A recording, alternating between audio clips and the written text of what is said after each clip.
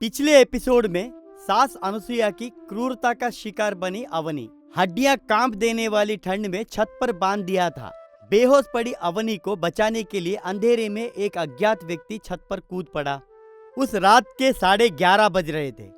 छत पर घनी धुंध छाई हुई थी। अवनी बेहोश होकर एक कोने में पड़ी थी। दीवार फांद कर अंदर आए उस व्यक्ति का नाम श्रीनु है। वो एक छोटा मोटा चोर है। वो इस घर में चोरी करने आया है। तब वो मन ही मन, उफ, इस जुबली हिल्स बंगले की दीवारें कितनी ऊंची होती है, फांदने में मेरी कमर ही टूट गई। अगर इस घर की उस बूढ़ी औरत ने सारा सोना अलमारी में रखा होगा तो आज रात मेरी किस्मत चमक जाएगी। सीनू दबे पांव छत के दरवाजे की ओर बढ़ रहा है। तभी उसके पैर में कुछ नरम टकराया। घबराकर उसने टॉर्च जलाई। वहां अवनी को नीले रंग में बदली हुई और ठिठुर कर पड़ी हुई देखकर वो हैरान रह गया। अरे बाप रे, कौन है ये लड़की? क्या ये जीवित है या नहीं? ये लड़की बर्फ के टुकड़ों की तरह ठंडी क्यों हो गई है? इस ठंड में ये यहाँ क्या कर रही है? श्रीनु अवनी के चेहरे पर लाइट डालता है। उसकी पलकें नहीं हिल रही है। वो उसका हाथ पकड़कर देखता है। छी भगवान, चोरी करने आया था और मुझे लाश दिखा रहे हो? नहीं नहीं, अभी भी दिल धड़क रहा है, लेकिन बहुत धीमी गति से है। ए लड़की, उठो, आंखें खोलो। अवनी की तरफ से कोई प्रतिक्रिया नहीं है। सीनू चारों ओर देखता है। दरवाजा लॉक है।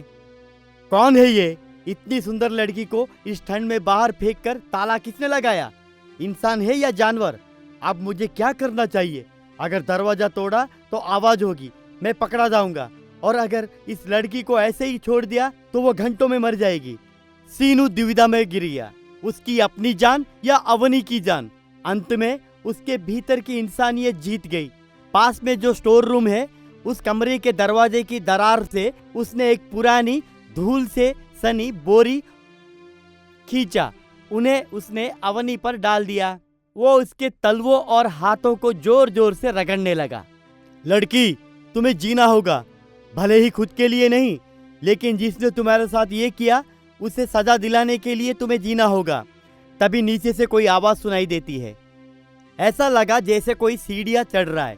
सीनू चौंक गया। लगता है कोई आ रहा है। अगर मैं यहाँ रहा तो मुझे चोर समझकर मार डालेंगे। सॉरी बहना, मुझे जाना होगा, लेकिन भगवान तुम्हारी रक्षा करे। सीनू वहां से दीवार कूदकर भाग जाता है, लेकिन जाने से पहले वो जानबूझकर वहां रखी एक बड़ी लोहे की रॉड को नीचे गिरा देता है। धड़ाम की आवाज आती है। अगले दिन सुबह 6:30 बजे। सूरज अभी भी कोहरे में छिपा था। अनुसुईया हॉल में बैठी थी। उसके चेहरे पर कोई पछतावा नहीं था। पार्वतम्मा कॉफी लेकर आती है। अनुसुईया कॉफी सिप करते हुए, अरे पार्वती, रात को कोई आवाज आई थी क्या? तुमने जाकर देखा?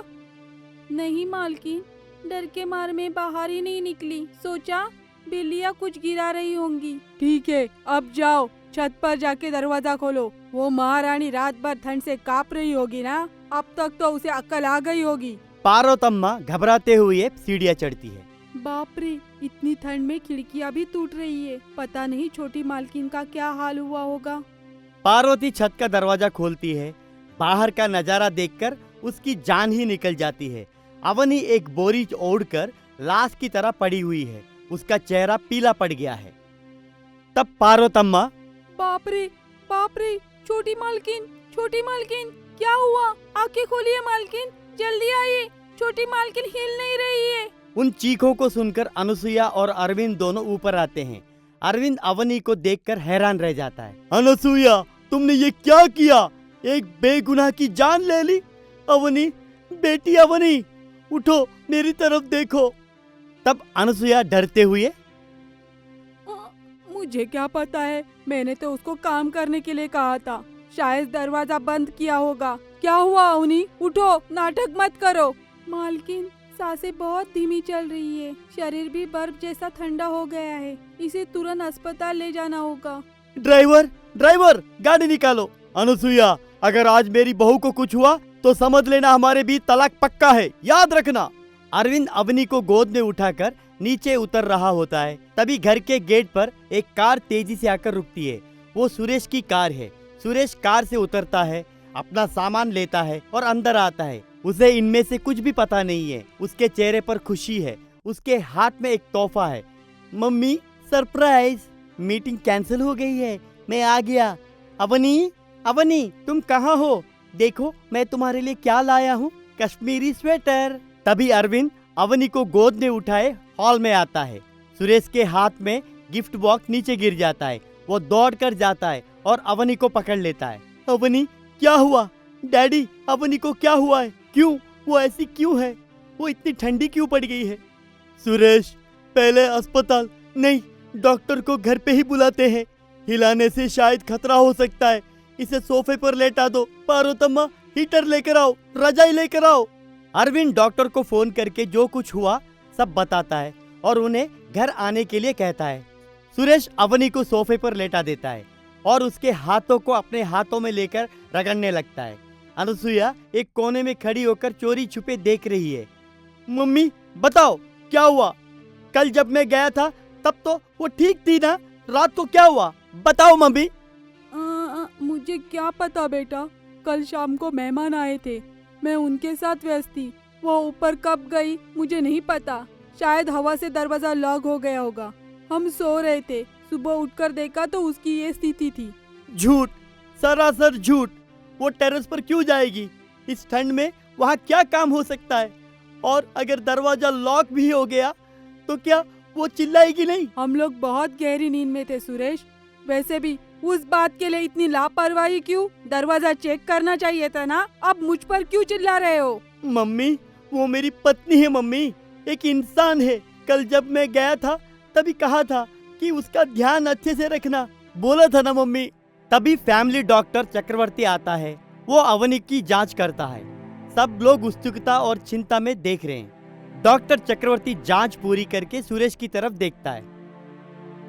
Suresh just miss. अगर 1 घंटा लेट होता तो ये लड़की कोमा में चली जाती, नहीं तो हार्ट फेल हो जाता।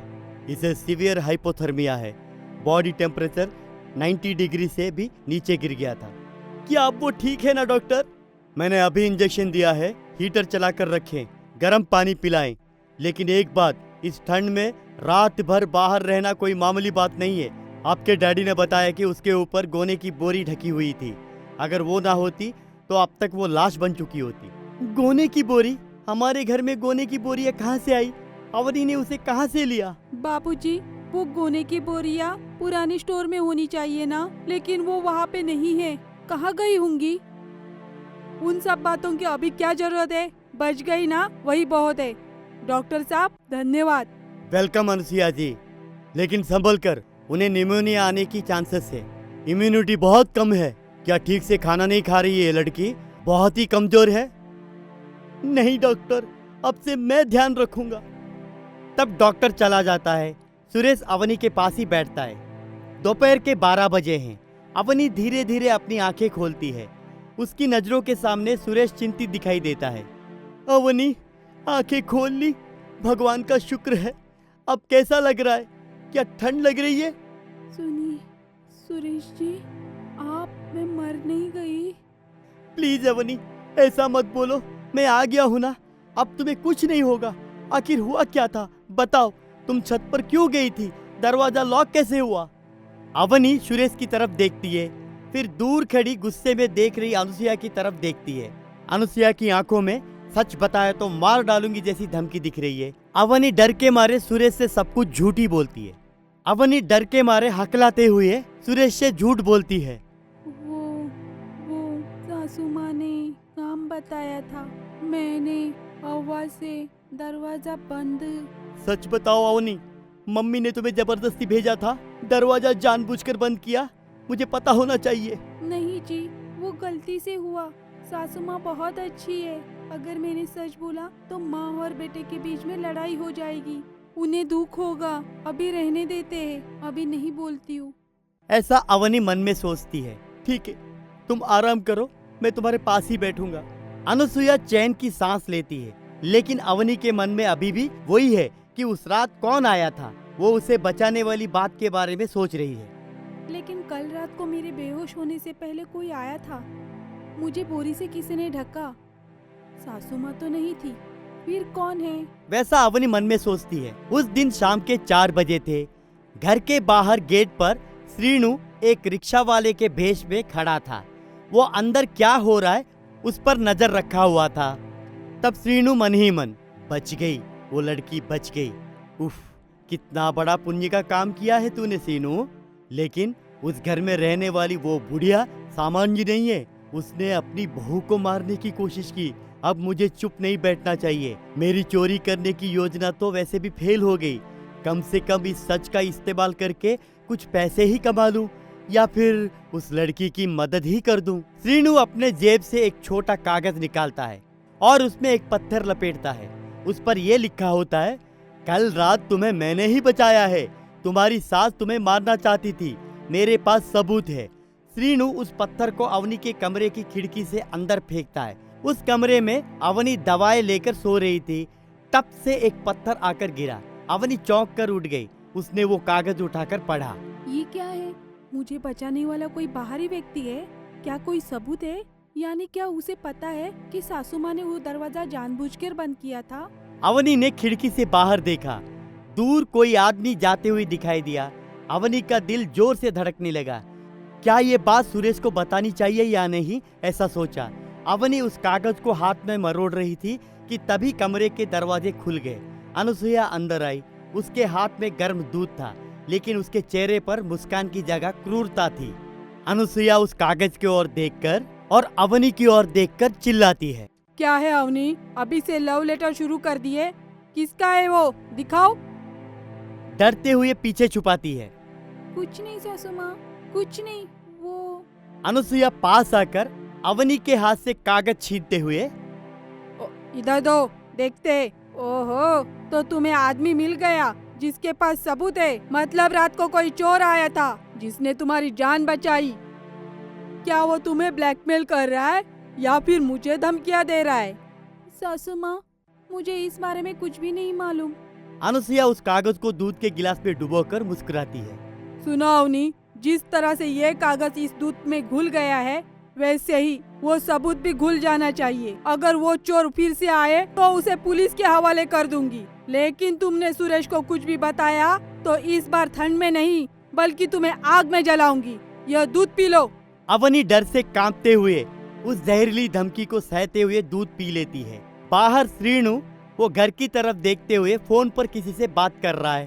भैया, जुबली हिल्स में एक सौदा है, लेकिन ये चोरी की नहीं है, उससे भी बड़ा डील है। अगर उस बुढ़िया को हराना है तो हमें एक स्केच तैयार करना होगा। कल मिलते हैं। अवनी को बचाने के लिए वो फिर से उस घर में कैसे आएगा? सीनू की योजना क्या है? अनुसुईया के अहंकार और सीनू की बुद्धिमानी के बीच जो युद्ध होने वाला है वो कैसा होगा? क्या अवनी अपनी चुप्पी तोड़ेगी? ये सब जानने के लिए अगले एपिसोड का इंतजार कीजिए।